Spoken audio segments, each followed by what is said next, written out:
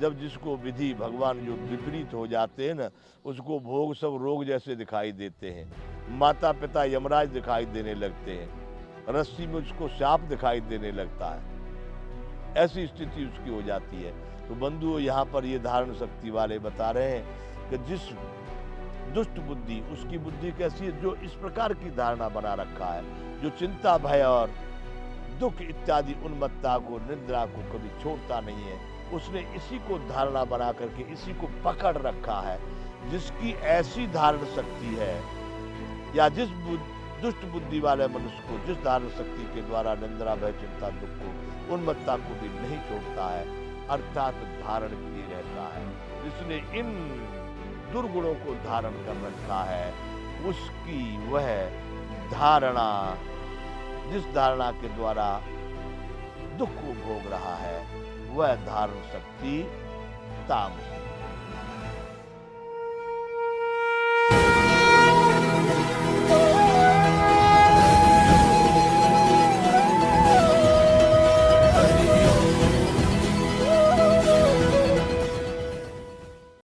जय विश्वबंधु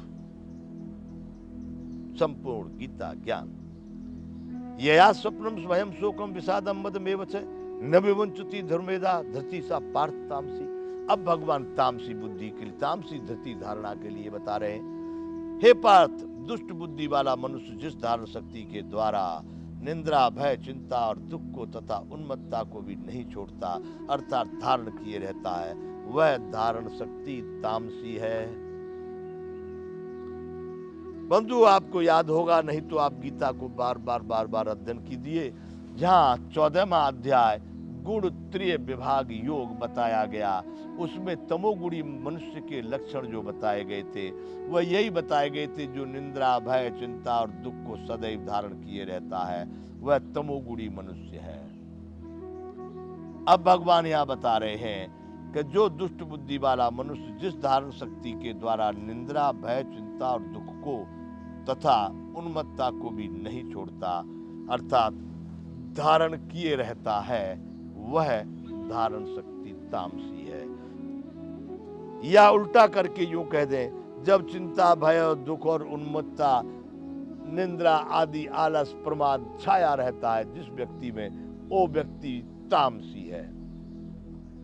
यहां भगवान कह रहे हैं कि जब ऐसी स्थिति जिसकी होती है, जिस धारण शक्ति के माध्यम से, जिस धारणा से उसने निंदा को, अनेक प्रकार के भयों से भयभीत रहता है, अनेक प्रकार की चिंता में पड़ा रहता है, सुबह से प्रातः से लेकर के जब तक सोता उसका चिंता पीछा नहीं छोड़ती, अनेक प्रकार के दुखों का सामना कर रहा है।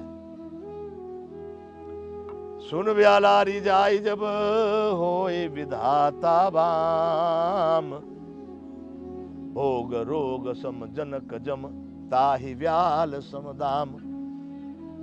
रामायण में गोस्वामी जी लिख गए कि गरुण जी से कह रहे हैं, कागभूषण जी के, हे गरुण जी, जब जिसको विधि भगवान जो विपरीत हो जाते हैं ना, उसको भोग सब रोग जैसे दिखाई देते हैं, माता पिता यमराज दिखाई देने लगते हैं, रस्सी में उसको सांप दिखाई देने लगता है, ऐसी स्थिति उसकी हो जाती है।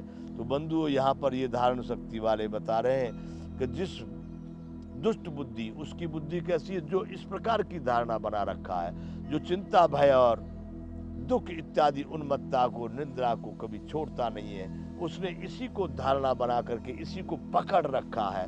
जिसकी ऐसी धारण शक्ति है, या जिस दुष्ट बुद्धि वाले मनुष्य को जिस धारण शक्ति के द्वारा निंद्रा भय चिंता दुख को, उन्मत्ता को भी नहीं छोड़ता है, अर्थात धारण किए रहता है, जिसने इन दुर्गुणों को धारण कर रखा है, उसकी वह धारणा, जिस धारणा के द्वारा दुख को भोग रहा है, वह धारण शक्ति तामसी है।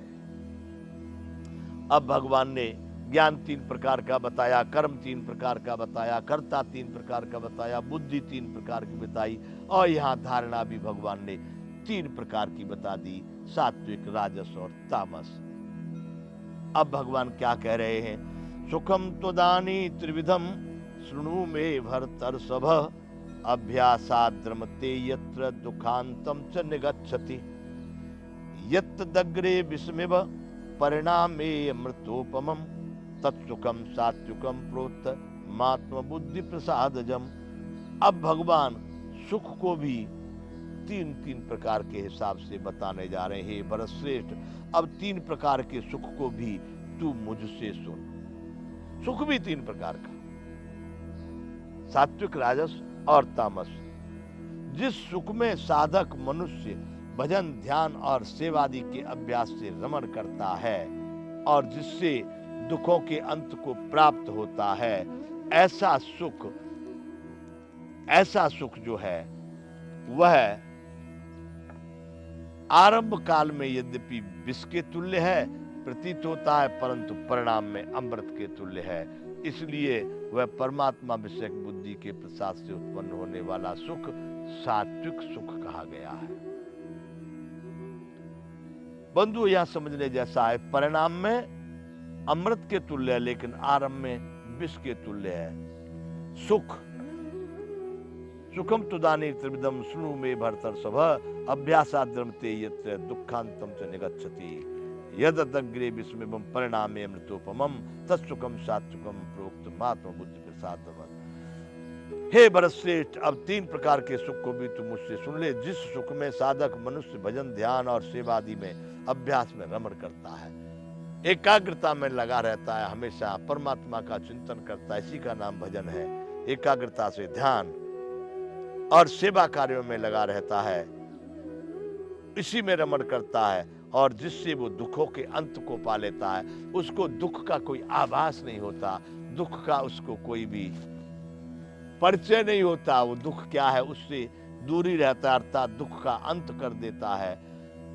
जो ऐसा सुख है वह आरंभ काल में तो विष के तुल्य होता है, क्योंकि जो भी कार्य को शुरू करता है बड़ी मेहनत से, बड़ी ईमानदारी से, बड़ी कठिनाई से शुरू करता है, तो वो बड़ा विष तुल्य दिखाई देता है, परंतु परिणाम में अमृत के तुल्य। जब उसका रिजल्ट आता है, उसका परिणाम आता है, फल मिलता है, तो वह अमृत जैसा होता है, बड़ा सुंदर होता है। उसका परिणाम परम सुखदायक होता है, आनंददायक होता है, प्रसन्नता वाला होता है। इसलिए वह परमात्मक विषयक बुद्धि के प्रसाद से उत्पन्न होने वाला सुख सात्विक कहा गया है।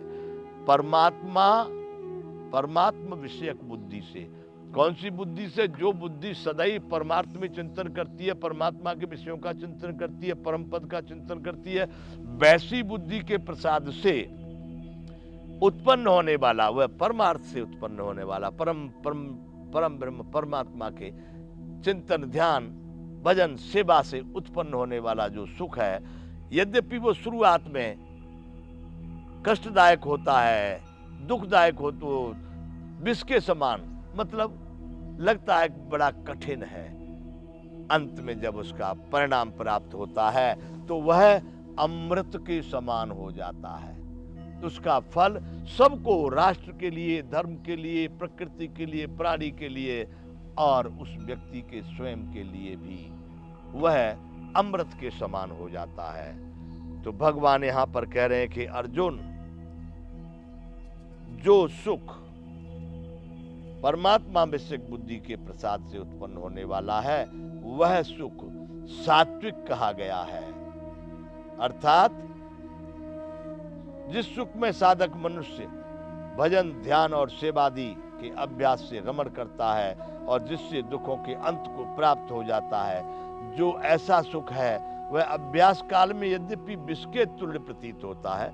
अभ्यास काल में जब उसको चिंतन कर रहे, जब उस रास्ते पर चल रहे हैं, तब तो वो विष के तुल्य प्रतीत होता है, परंतु परिणाम में अमृत के तुल्य हो जाता है। इसलिए वह परमात्मक विषयक बुद्धि से, प्रसाद से उत्पन्न होने वाला सुख सात्विक सुख है। वही सुख मनुष्य को आनंददायक होता है, वही सुख प्रसन्नता वाला होता है। उसी सुख से समाज में शांति और संतुष्टि बनी रहती है। तो भगवान ने कहा वह सात्विक सुख है।